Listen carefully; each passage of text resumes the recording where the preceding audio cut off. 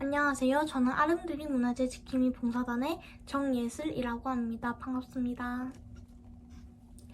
저희 아름드리는 여러분들께 우리 주변에 있는 문화재들을 좀 더 쉽고 눈높이에 맞춰 설명드리고자 만들어진 단체입니다.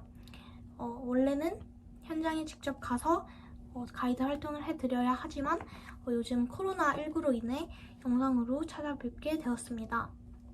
그럼 지금부터 동래부 동원에 대한 설명을 해드리도록 하겠습니다. 여러분은 동래부 동원이 무엇을 하던 곳이었는지 알고 계신가요? 동래부 동원은 도읍부의 부사가 직접 나란 일을 보던 장소로서 관화 건물의 중심이 된 건물입니다. 쉽게 얘기하면 지금의 시청이라고 생각하시면 될 것 같습니다.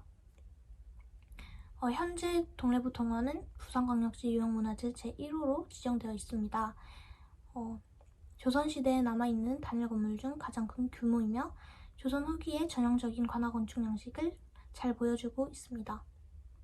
국방 및 대일 외교상 가장 중요한 곳으로서 관화 건물도 다른 고을에 비해 규모가 컸다고 합니다. 그리고 다른 많은 부속 건물들이 있었으나 일제시대를 거치면서 충신당과 연심당을 제외한 건물들이 철거 또는 이전되었다고 합니다.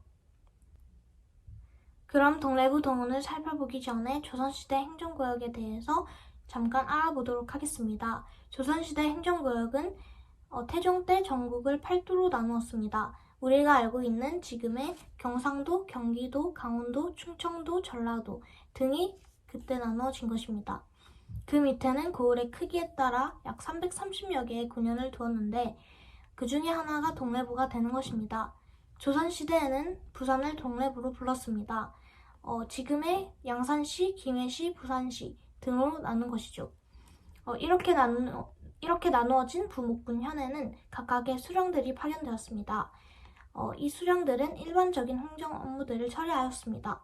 그러나 임진왜란 이후 이 수령들에게는 두 가지의 업무가 더 주어지게 됩니다. 첫 번째는 군사권입니다. 동래부사는 임금의 허락이 없어도 군사를 움직일 수 있었습니다. 임진왜란 당시 첫 전쟁터였고 지리적으로 가까운 외적을 막아내는 중요한 요충지였기 때문입니다. 두 번째는 외교권입니다. 조선과 교류를 위해 온 일본 사신은 동래를 벗어날 수 없었습니다. 동래부사가 직접 한양의 임금께 가서 외교문서를 들고 가서 단문을 받아와야만 했습니다. 이런 특별한 역할 두 가지를 적어놓은 글이 있습니다. 바로 외대문의 현판에 쓰여진 동래독진대화문이란 글인데요. 이 글에 대한 내용은 제가 나중에 다시 자세하게 설명해 드리도록 하겠습니다. 자, 이제 그럼 동원 내부에 있는 건물들에 대한 설명을 시작하도록 하겠습니다. 시설의 정문이라고 할 수 있는 내산문을 들어서게 되면 수령이 직무 공간으로 이용하였던 충신당을 보실 수 있습니다. 충신당은 동래부 동원의 중심 건물이라고 할 수 있죠.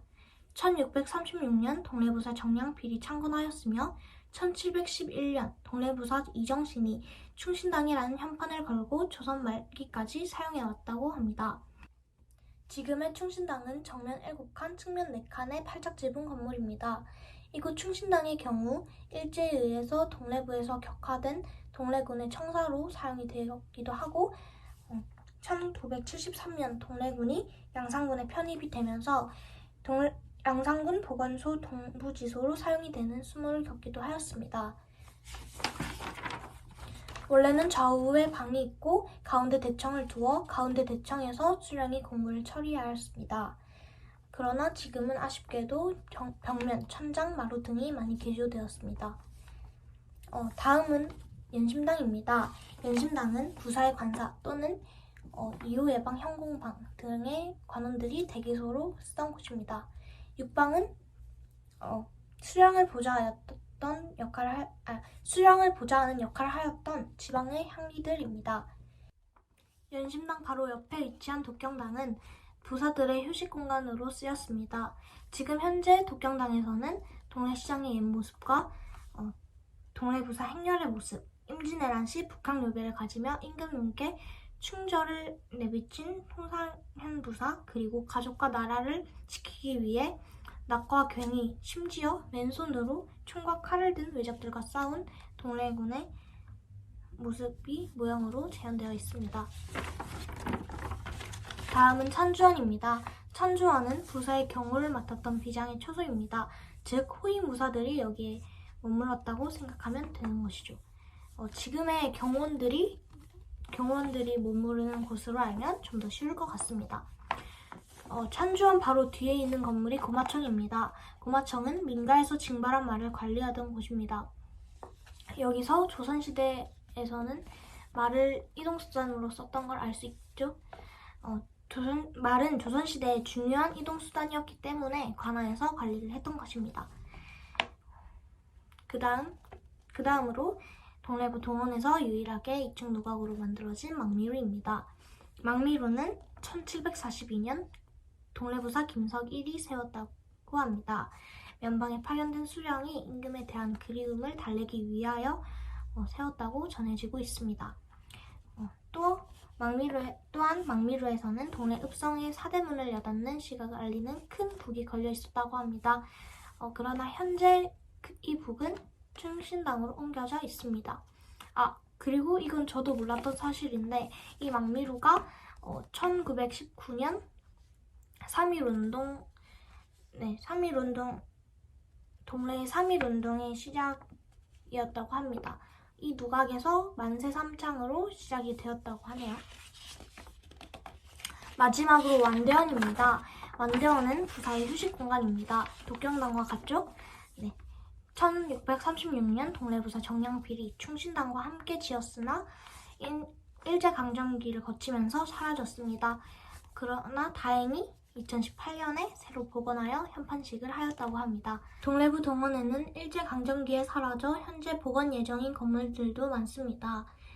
약사청, 정원루 등이 어서 빨리 복원되어 위험 있는 동래부 동원의 모습을 갖추길 바라봅니다. 지금까지 동래부 동원 내부에 있는 건물들에 대한 설명을 했습니다.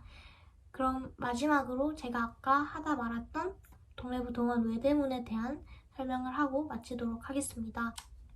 동래부 동원의 외대문은 조선 후기 동래부의 군사적 중요성을 가장 잘 알려주는 유적입니다.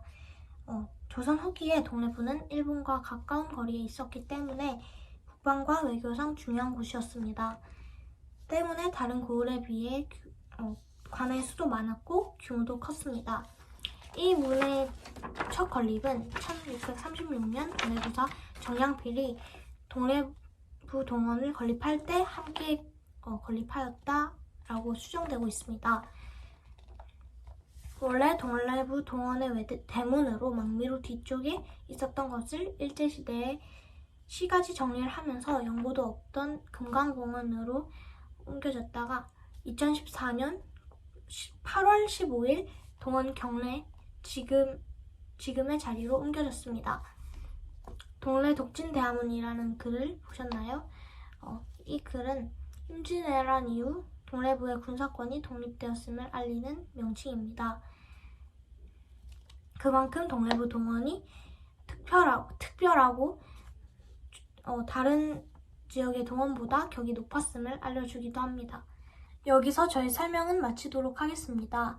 지금까지 동래부 동원에 대해 설명드렸는데요. 다음에 동래부 동원에 가시게 된다면 조선의 옛 모습을 하나하나 느껴보시면서 동래부를 다스렸던 수령의 마음도 헤아려 보시기 바랍니다. 그럼 지금까지 제 부족한 발표 들어주셔서 감사합니다.